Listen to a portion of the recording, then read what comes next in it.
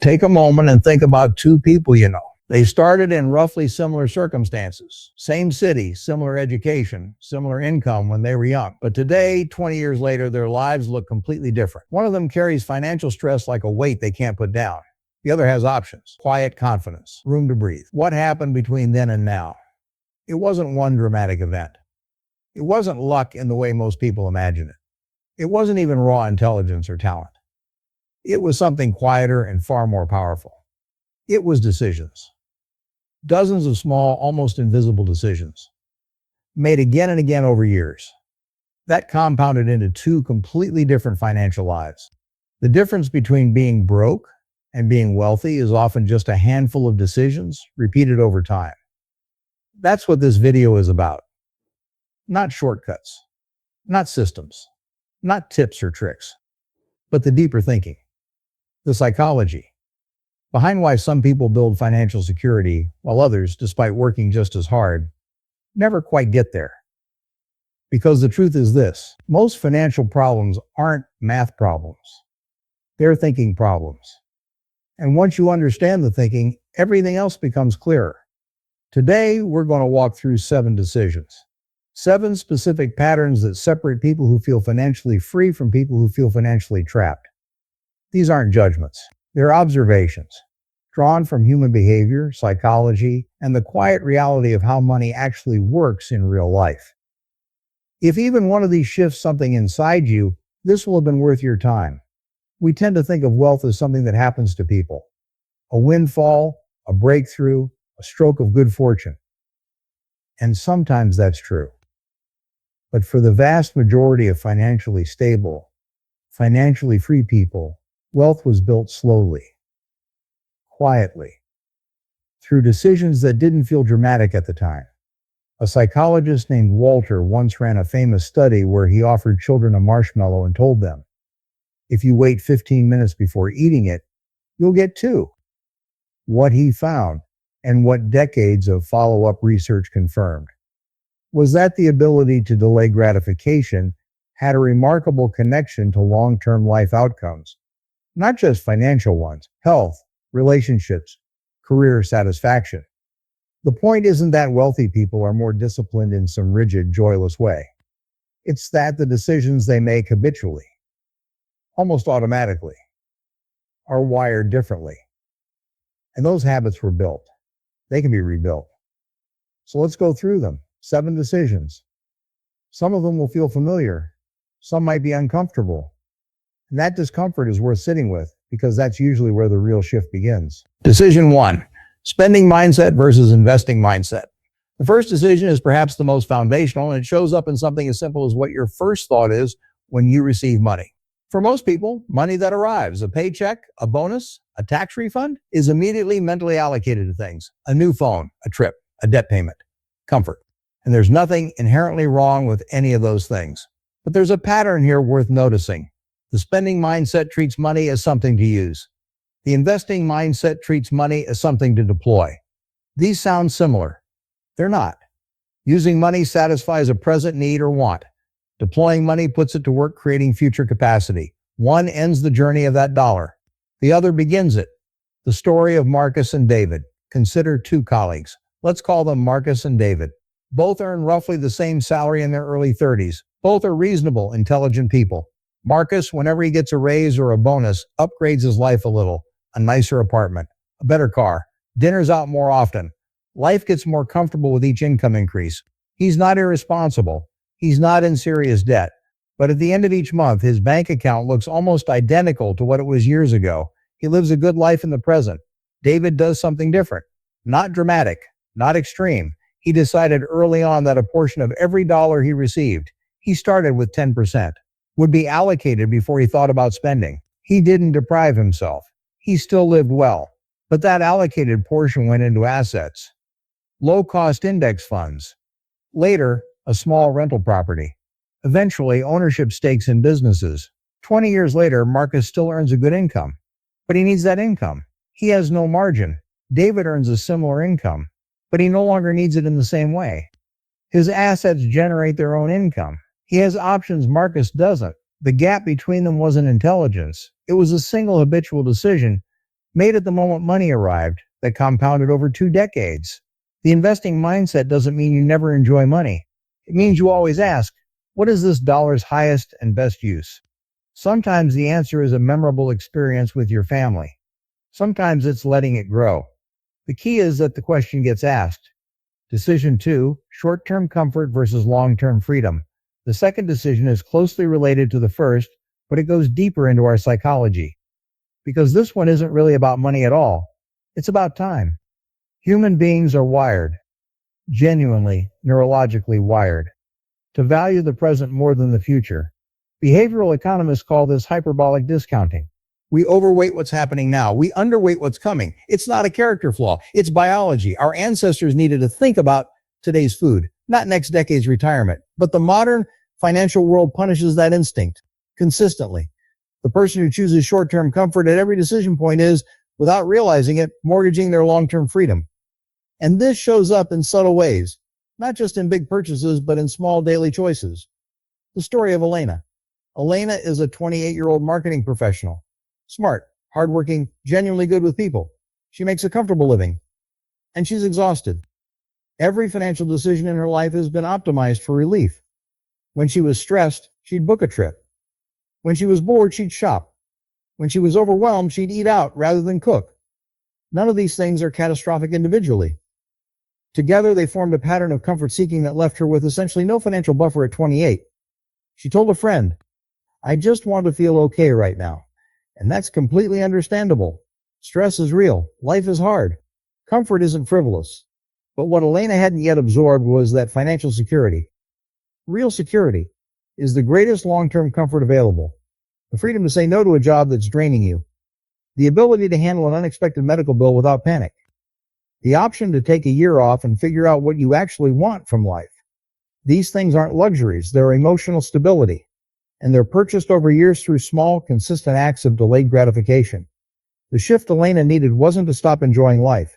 It was to start thinking of future Elena as someone deserving the same care and comfort as present Elena. That reframe, treating your future self like a real person whose well-being matters, changes the entire calculus. Decision 3. Avoiding risk versus taking calculated risk. There's a popular financial myth that wealthy people are risk takers and everyone else is sensibly cautious. The truth is almost the opposite. Many people who struggle financially take enormous risks, just unconsidered, unexamined ones. The lottery, payday loans, get-rich-quick schemes, high-interest debt. These are all high-risk behaviors. They just don't feel like risk because they're dressed up as relief or hope. Meanwhile, people who build wealth tend to be measured risk takers. They understand that avoiding all risk is itself a risk. The risk of standing still while inflation erodes your purchasing power while others are building equity, while time, the greatest financial asset of all, slips by unused. The key distinction isn't between risk and no risk.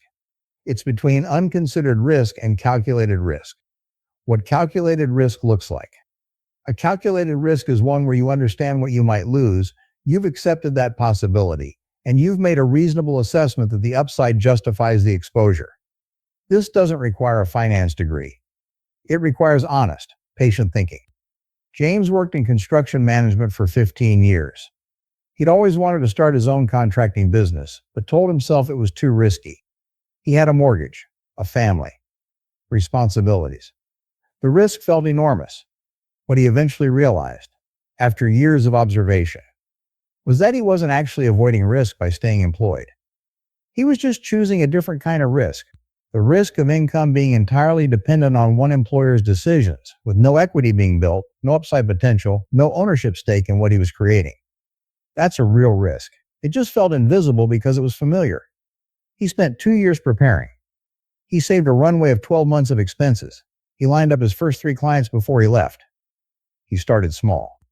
He didn't bet everything. He took a calculated risk. And it changed his family's financial trajectory permanently. The lesson isn't that everyone should start a business. The lesson is that risk aversion, taken to its extreme, is its own form of financial danger. Thoughtful, prepared, adequately researched risks, whether in investments, career moves, or entrepreneurship, are often how significant financial progress is made.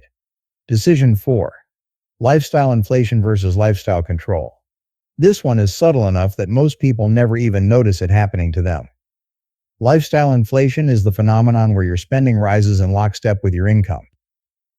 As you earn more, you spend more. Your standard of living expands to fill whatever financial space becomes available. And on the surface, this feels completely reasonable. You worked hard. You earned a raise. Of course, you deserve nicer things. The problem is arithmetic. If every raise you receive is absorbed by lifestyle upgrades, your savings rate never improves. Your financial vulnerability never decreases. And the golden opportunity that income growth presents, the chance to dramatically accelerate wealth building, disappears into a slightly nicer car and a slightly larger apartment, the compounding gap. Think about what happens when someone earning $50,000 a year gets a raise to $60,000. If they immediately absorb that $10,000 in new spending, a car payment here, a nicer gym membership there, they've effectively given themselves a 0% raise in terms of wealth building.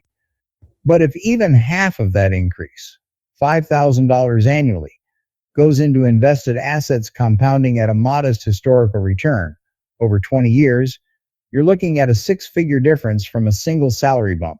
That's before you account for future raises following the same pattern. People who build lasting wealth tend to practice what some call lifestyle lag. When income rises, they delay upgrading their lifestyle. They let the gap between income and spending widen intentionally. Then they fill that gap with assets rather than expenses. This isn't about living poorly. It's about living deliberately, choosing what actually improves your quality of life versus what just matches what people at your income level are expected to consume. Sophie, a software engineer in her mid-30s, makes a habit of asking one question before any significant purchase. Does this improve my actual daily experience, or does it improve how my life looks? It's a small filter, but it's caught dozens of purchases that would have cost her thousands without meaningfully improving her happiness. Decision 5. Blaming circumstances versus taking ownership. This might be the most psychologically important decision on this entire list. And it's also the most easily misunderstood. Taking ownership of your financial situation doesn't mean pretending systemic barriers don't exist. They do. It doesn't mean assuming that effort always equals outcome. It doesn't. Some people face genuinely harder starting conditions, and that matters. What ownership means is this. Regardless of what created your current situation, you are the only person who can change it. Waiting for external circumstances to improve, for the economy to shift, for an employer to finally recognize you, for luck to arrive, is a strategy that cedes control to forces that have no particular interest in your well-being. The internal versus external locus. Psychologists use the term locus of control to describe where someone believes agency resides. People with an internal locus of control tend to believe that their actions influence their outcomes. People with an external locus tend to feel that outcomes are determined primarily by forces outside themselves.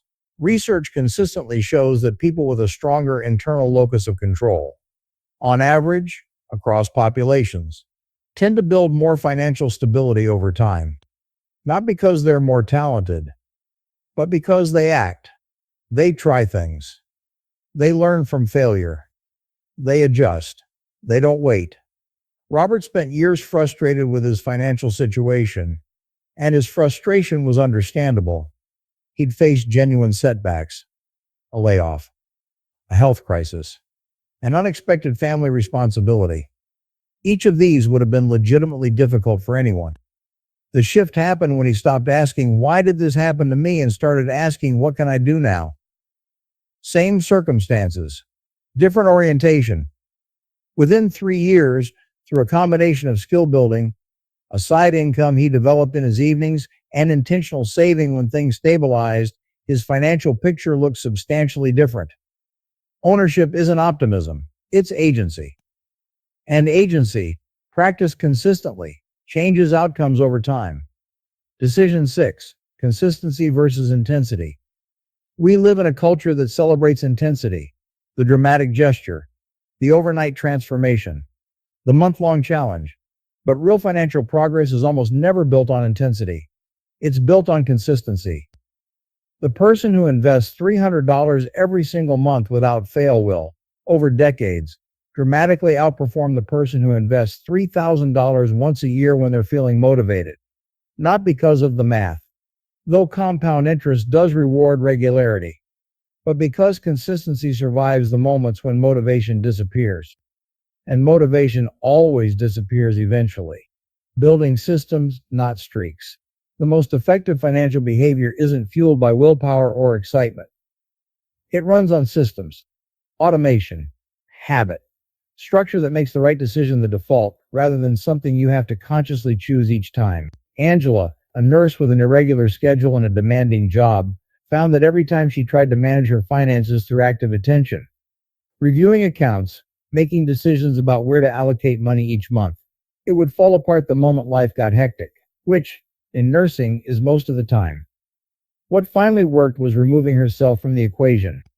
She automated a fixed transfer to her investment account on payday, before she ever saw the money in her checking account. She automated her emergency fund contribution. She set up automatic bill payments. Her financial life ran quietly in the background like a steady engine, regardless of how busy or emotionally depleted she was on any given week. She didn't save money through heroic discipline. She saved it through smart system design. The consistency came not from constant effort, but from a structure that made inconsistency difficult. This is the unsexy truth that almost no one talks about. The biggest breakthroughs in personal finance often look boring. Automated contributions month after month. The same index fund year after year. A budget reviewed not with passion but with calm routine. The magic is in the mundane repetition. Decision 7. Learning about money BS, ignoring money. The final decision is about information, and more specifically about our relationship to financial literacy. Here is something that isn't taught nearly enough. Money has its own language, its own concepts, its own logic, its own counterintuitive principles, and most of us were never given a proper introduction. So we navigate one of the most consequential domains of modern life using a combination of instinct, imitation, and guesswork. People who consistently build wealth tend to be students of money, not obsessively, not in a way that consumes their lives, but intentionally. They read, they ask questions. They seek to understand how financial instruments work, what the tax implications of a decision are, how inflation functions, what compound interest actually does over 30 years. And importantly, they don't assume this knowledge is beyond them. The cost of financial ignorance, the cost of not understanding money isn't just missing out on gains. It's actively making decisions that harm you, often without realizing it. High-fee financial products that quietly drain returns. Debt structures that seem manageable but compound into serious problems. Tax-inefficient strategies that could easily be improved with basic knowledge. Insurance gaps that expose you to catastrophic risk.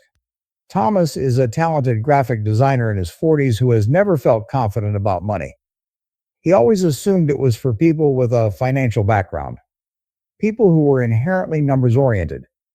For years, he handed his financial decisions entirely to others, never quite sure if the advice he was receiving was in his best interest. When he finally decided to spend just 30 minutes a week, not studying markets, not becoming an expert, just building basic literacy, something shifted.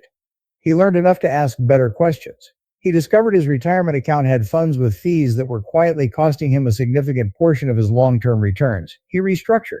He became an informed participant in his own financial life rather than a passive bystander. The knowledge itself was accessible. The barrier was the assumption that he couldn't understand it, or that it wasn't worth his time. Financial education doesn't require a degree or an exceptional mind. It requires curiosity, patience, and the willingness to sit with concepts that don't immediately make sense, until they do. If you've been listening to all of this and you're wondering where to actually start, here's what I'd suggest. Not a 10-step program, not a complete overhaul, just a few grounded starting points. First, before your next paycheck arrives, decide, in advance, what percentage will be allocated before you see it. Even 5%, even 3%. The amount matters far less than the habit. Automate it if you can. Second, make a list of the financial decisions in your life that you've been avoiding. Not to fix them all today, just to name them. Unnamed problems have a way of growing. Named problems can be approached one at a time. Third, commit to 30 minutes a week of financial learning, a book, a credible podcast, a quiet read of your account statements with genuine attention. Build the habit of looking at your financial situation clearly, without anxiety, as a matter of routine. Fourth, the next time you receive unexpected money, a raise, a bonus, a refund, pause before you allocate it. Ask, what is the highest value use of this? Sometimes the answer will still be comfort or enjoyment, but ask the question first. That pause is where deliberate financial decisions lie. And fifth, find one person in your life, a friend, a partner, a mentor, with whom you can talk about money honestly.